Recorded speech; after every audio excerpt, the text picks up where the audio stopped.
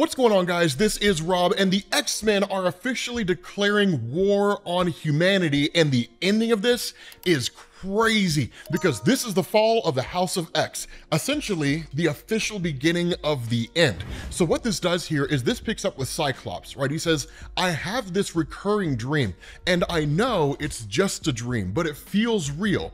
I'm being dragged into an angry town. I don't know what I did to deserve the hangman. Maybe deserving's got nothing to do with it.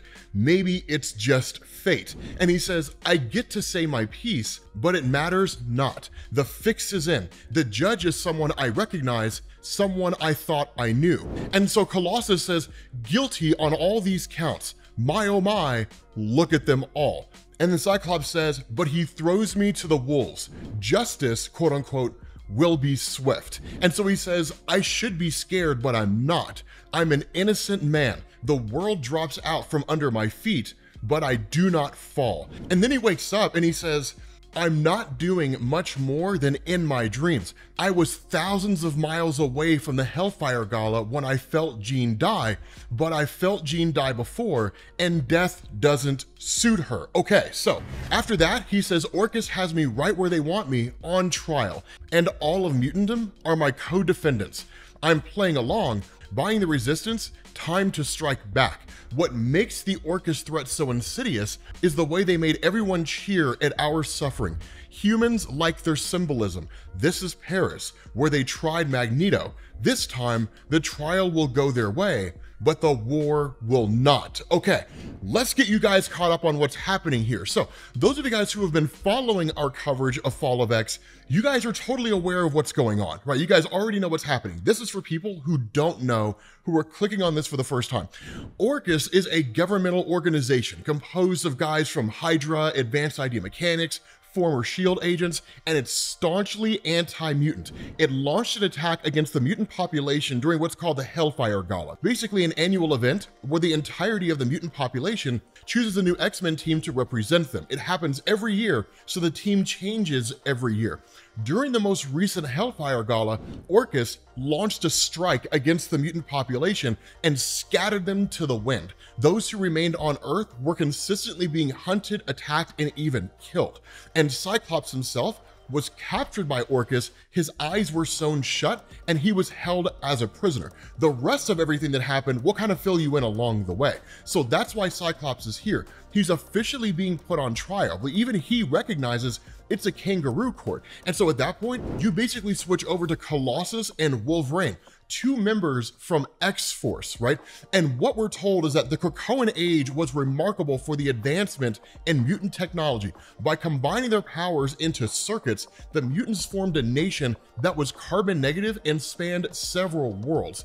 There was a consensus among historians that the primordial circuit in mutant technology was the quote-unquote fastball special, the name of the physical attack where Colossus hits Wolverine with uncanny accuracy at a target. Now, to specify the statement about it spanning several worlds, again, people who are familiar with Fall of X know what's going on.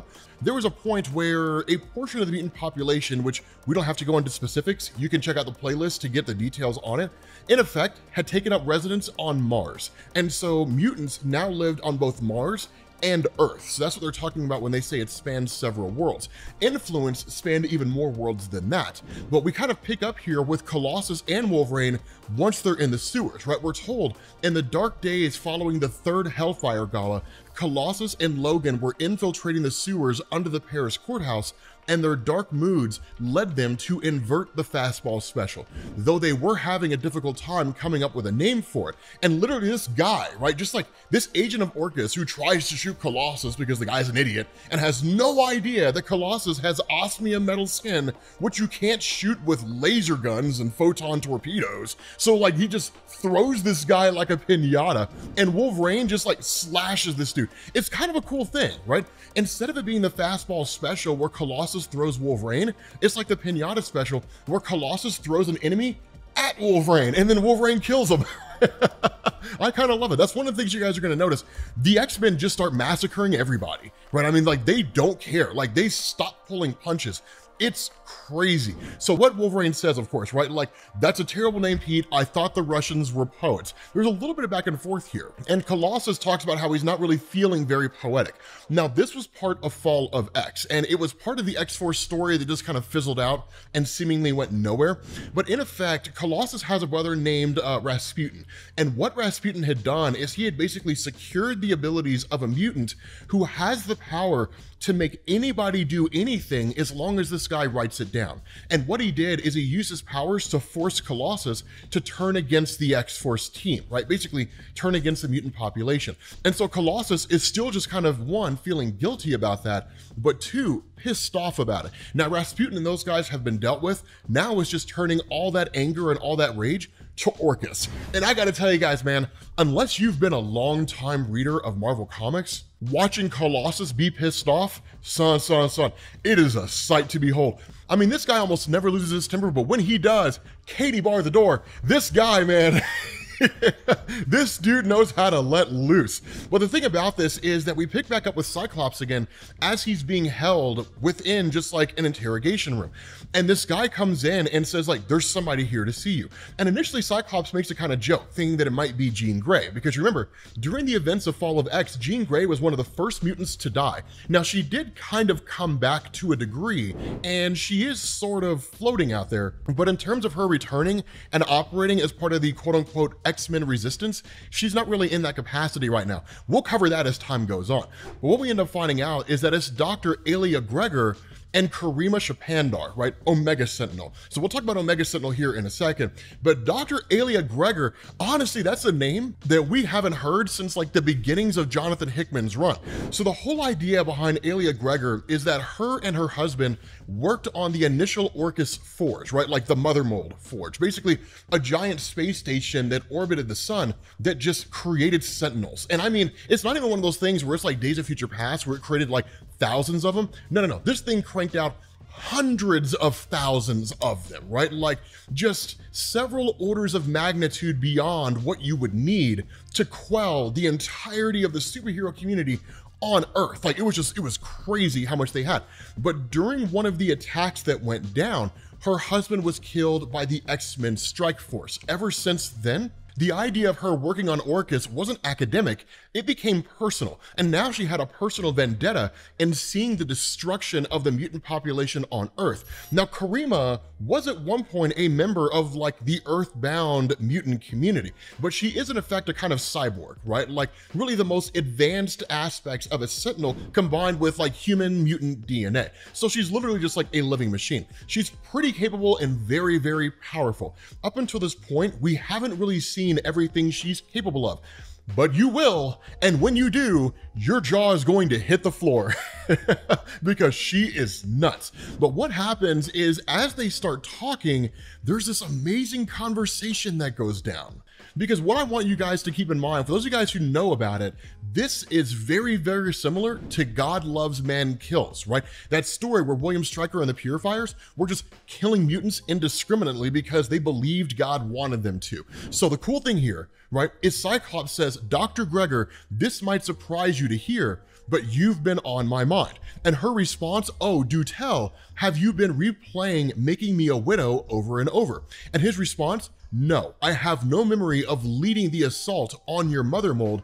I've been thinking about the price of war. And she says, some of us paid more than others. Now, the reason why Cyclops doesn't remember it is because Cyclops died in that initial attack. And one of the things that mutants, for those of you guys who didn't really follow the X-Men mythos, one of the things that mutants were able to do is they were able to resurrect their own. The difference is that when a person was resurrected, you could choose what memories they kept. And in fact, you could even modify their powers if you wanted to. So it was really less resurrection and more just purely God creation. But what ended up happening here is when Cyclops was brought back, his memories of the strike were removed. And so because of that, he doesn't recall anything that went down. So again, like she knows it took place and him just saying, I don't remember, doesn't really make any difference. And so when she says that some of us had paid more than others, he says, I know, grief is a heavy set of chains. And then she just starts screaming at him. right? She's like, don't you dare, right? Let me tell you, because of our sacrifice, the last human has died because of mutant aggression. I'm not having a hard time. Don't pretend to know me.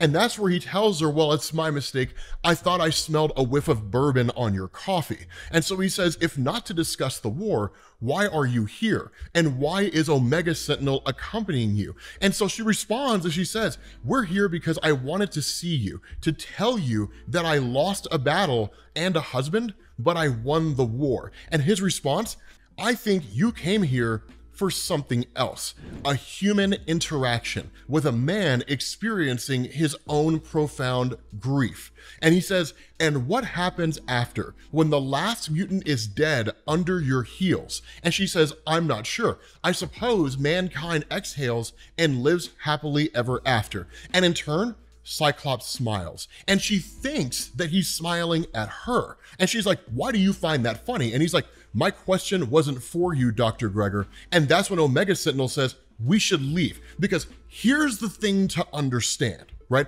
From Karima's perspective, right, the way that she's been operating all this time, it's better to be on the devil's right hand than in his path. But the reality here is that Orchis wants to eradicate all mutants, not just the ones that worked against them, but the entirety of the mutant population. So this is effectively Cyclops telling Omega Sentinel, when they're done with us, they're gonna come for you. And the question you have to ask yourself is, before that time comes, do you really believe that they won't do it? Do you really believe that Orchis will not take you out? Because they will. They have a staunch hatred for humanity. You will ally yourself with them. You will help them. The entirety of the mutant population will be destroyed. Maybe even a few superheroes who decide to work alongside mutants and trying to end the threat of Orchis. And then when the smoke settles and it's all said and done, this woman is going to be standing next to you with a gun to your head, and she's going to say, nothing personal, but we do have to take care of all the mutants. She's gonna pull the trigger and humanity will be the last one standing with a smoking gun. So do you really wanna be on the business end of a weapon pointed at your face? So it's a really, really smart kind of maneuver, because what it does is it sows the seeds of doubt. It sows in this idea that now she's potentially paranoid. And so what we end up doing is we switch back over to Krakoa and to Xavier. Now, Professor Xavier, for those of you guys who weren't following Fall of X, this guy largely just remained on Krakoa. Part of it was just guilt over the fact that when Orchis initially launched the attack, what they did is they told Professor Xavier, if you do not tell every mutant on this island to go through the Krakoan gateways, basically portals, and leave like the entirety of planet Earth, we will wipe out all of them right now. And so Xavier did that, right? Thinking they were going to some kind of a safe haven. But once they left, he was no longer able to detect their presence anywhere, right? And presumably his powers had extended far enough to Mars. And the belief is that that's where they had gone, potentially somewhere else. But using his abilities, he wasn't able to sense their presence at all, because there is a kind of technology that is ingrained and built into mutants to where he can detect their presence anywhere in seemingly the known universe, or like anywhere the Krakoan gates can go to. And so because of that, he's been operating all this time under the belief that the mutants he sent away are dead. The reality is they're not. And that's one of the things that we learned about Fall of X. An army of mutants, 250,000 strong, is just waiting out there to be recalled back to Earth. It's crazy. So what ends up happening is this guy just lashes out, right? No more. And he says, it's time. And so what he does is he contacts Rasputin 4. Now again, for those of you guys who hadn't really picked up with everything, Rasputin 4 was from an alternate timeline called Sins of Sinister. The story was not that great. It's not overly important. The thing about Rasputin 4 though is that she is a mutant that actually has a variety of powers under herself. She can make herself intangible like Kitty Pryde. She has the skin of Colossus. I think she can teleport like Nightcrawler. I don't remember all her abilities, but she has like 4 or 5 different abilities of X-Men. So she's literally a one-woman army. Like this woman could take down a whole group of Orchis Sentinels by herself. It's just how capable she is. But you have Xavier who contacts her. He says, Rasputin 4, I have need of you. And she says, but I'm above the courthouse. I have a critical role in the rescue mission for Cyclops. And the response of Xavier, I know you have been trying to split your time between our work and the X-Men. I promise you, we can save them all, but only if you join right now. And he says, you must trust me. We can fix everything. And she says, very well, and flies away, right? She literally leaves Colossus and Wolverine to their fate. She was supposed to be the one to get him out, and that Wolverine and Colossus were going to be rescued at the same time because they were kind of the rescue mission, which, truth to tell, are about two of the best people you could have try to break you out. One guy with nearly indestructible skin, and one dude with an indestructible skeleton and a healing factor who literally can't die. So like, it would have been amazing if we'd gotten to see that prison break, but what ends up happening is that when they contact Rasputin, she's nowhere to be found. Literally, she doesn't answer because she's gone. And then Wolverine, sniffing things out, realizes soldiers are coming, right? He's like, Cordite, something else big and heavy rumbling towards us. Orcus soldiers bust through the sewer wall with an electromagnet, pin both of these guys to the wall, right? So literally, it's one of the smartest things they could have done. Both these guys are stuck to the wall. And then one of them just like runs up on Wolverine and is like for humanity and blasts this dude with a flamethrower. And so seemingly these guys are stuck, these guys are pinned, but then rescue comes from the most unlikely of places, ladies and gentlemen. Nightcrawler! Nightcrawler teleports in, right? Takes out all these guards, rescues Wolverine, and then at that point, that's when you know that things are about to get dark. Because it's not one of these things where Wolverine and Colossus scare these guys. No, they start killing them. Like, they just start massacring these guys.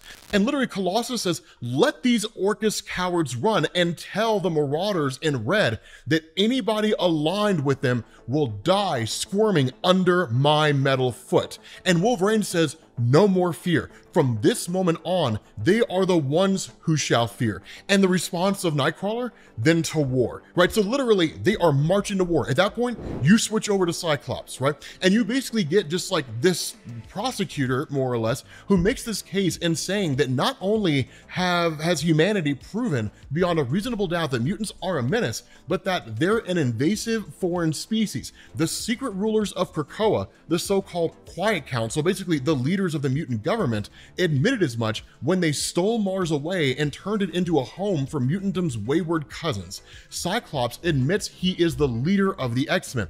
All these crimes stem from his poisoned fruit. The prosecution rests your honor. Literally, all the prosecution does is they show up and say, those guys are dicks. You know it, I know it. We rest our case. And so in return, the judge is like, the defense may begin. And that's when Cyclops is like, it's a kangaroo court. The fix is in, right? The jig is up. Like, it's just one of those things where like, he knew he was never gonna get a fair trial. And that was never gonna happen, right? Like, he knew that he was gonna be found guilty by humanity. It's just rigged. And no one's gonna say anything because humanity wants to see the mutants prosecuted, right? So that's one of the things. Corruption is only ever a problem when people disagree with it. When people agree with it, well, I mean, you know, that's just kind of how it goes sometimes. So that's one of the crazy things that's taking place here, because he says, I will offer no defense, Your Honor. I'm not dignifying any of that nonsense with the response.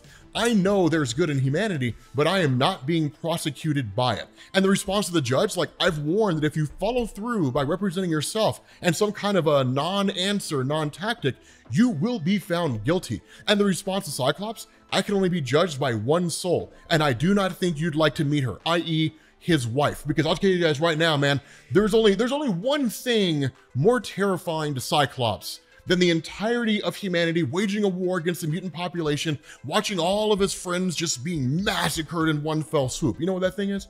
A pissed off wife. The one thing every man fears. So in response to this, we basically jump over to Orcus, who are just kind of celebrating everything that's going on with the idea of the mutant population being found guilty. But notice this, right?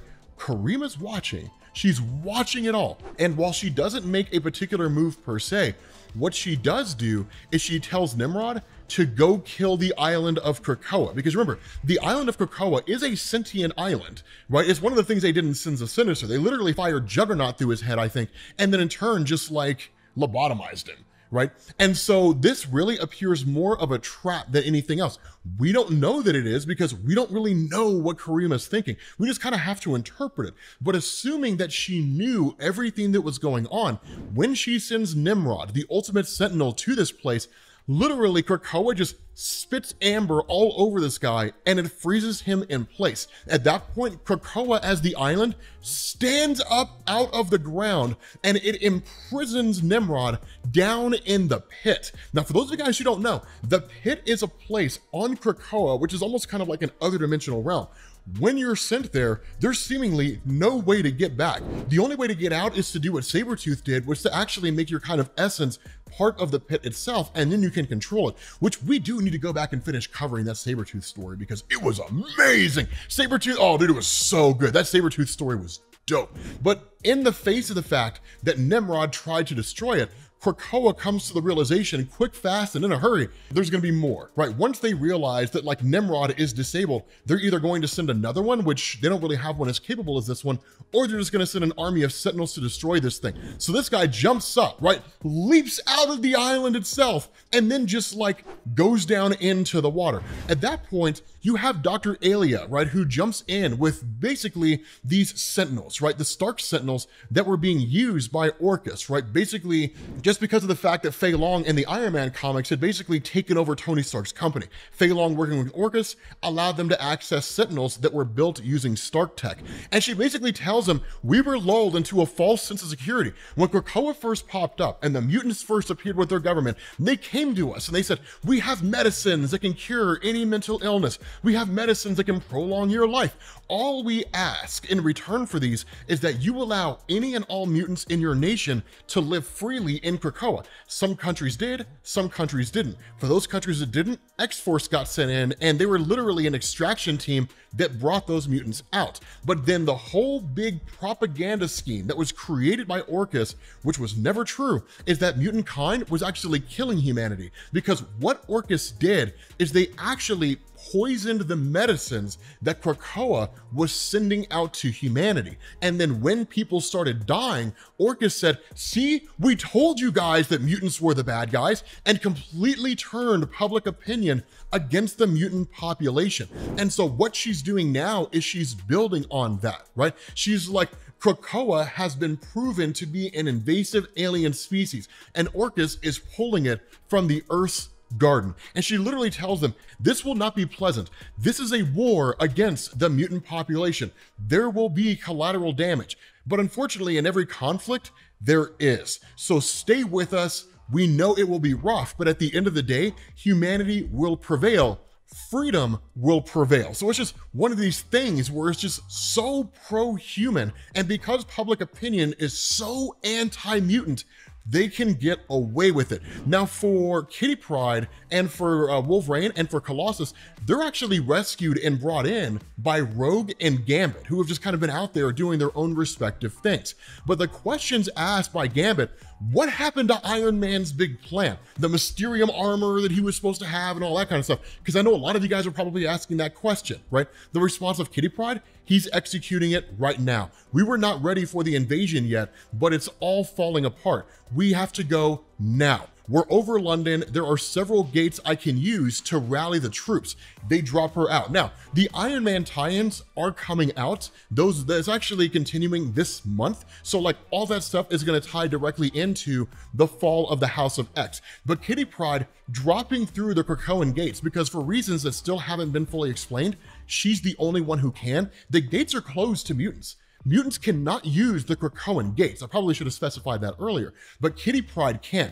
Using her access to the gates, she rallies the troops, right? She literally goes to like Iron Man and Emma Frost, right? Who are basically masquerading as a married couple. Make sure you guys check the Followed X playlist to get caught up on that, because I know some of you guys are probably like, wait, what? Yeah, so make sure you check that out because it's dope. The Iron Man tie-in is the best story part of Fall of X. It's phenomenal. But nonetheless, right, she goes to those guys and it's like Mysterium armor. Now, she goes to Juggernaut and it was like, you gotta be unstoppable, man. Like she's literally just rallying everybody she can. She goes to Kamala Khan for some reason, it doesn't make any sense. And then she goes to like the rest of the Avengers, right? Basically grabbing everyone she can where she can. Now, a lot of that's because under Captain America and the Uncanny Avengers, that team works directly alongside the mutants, not publicly, but privately. Because if the Avengers are seen working alongside the mutant population, then public opinion will turn against the Avengers. So it's one of those things where it's like, we can help you, but we can't let people know we're actually doing it. They're putting skin in the game. right? I mean, it's not to say that they're just being lazy and, you know, just being like, I mean, we can feed you information, but I mean, look, you know, we got no dog in this fight. No. They're putting skin in the game. But what you end up doing is you have Kitty Pryde, who goes to Lorna Dane, also known as Polaris, the daughter of Magneto, because in the face of Magneto's death during Judgment Day, no one has control over the electromagnetic spectrum anywhere near what he does. And while Polaris is powerful, she's really inconsistent. There's been stories where she's been shown to be able to overpower Magneto, and there's been stories where she's been shown to be less powerful than Magneto. So really, it's only a matter of time to know what's gonna happen here. But what this does, right, as we wind down this story, what this does is it switches out to a space station called Nowhere. It is not the Guardians of the Galaxy. Getting that right out of the way right now, right? On the far side of Jupiter, within a decapitated celestial head, an ancient evil lurks. The Brood are the most hated parasites in the universe. And we're told not long ago, they fell under the control of a mutant named Brood. Brood was a member of the Brood race who was a mutant, but resided on Earth. Jean Grey saved his life. And in the absence of Brood leadership, anybody leading this race, Brood stepped up and took their place. To give you guys perspective on what this means, because Lorna Dane shows up here, right? She says, Jean is dead, Brood. Those of us who live, we resist. Are you ready to go to war? The response of Brood, yes, Jean saved me, saved these Brood. And the response of Polaris is, then to war. To give you guys perspective of what this means, imagine that the mutant population had under its control the xenomorphs from the Alien film. And imagine they unleashed the entire race of those things on Earth. God only knows what's gonna happen, which we'll find out later. With that being said, guys, we're gonna bring this to an end. If you guys need to get caught up on Fall of X, make sure you guys click this link to the playlist, and I will catch you all later. Peace.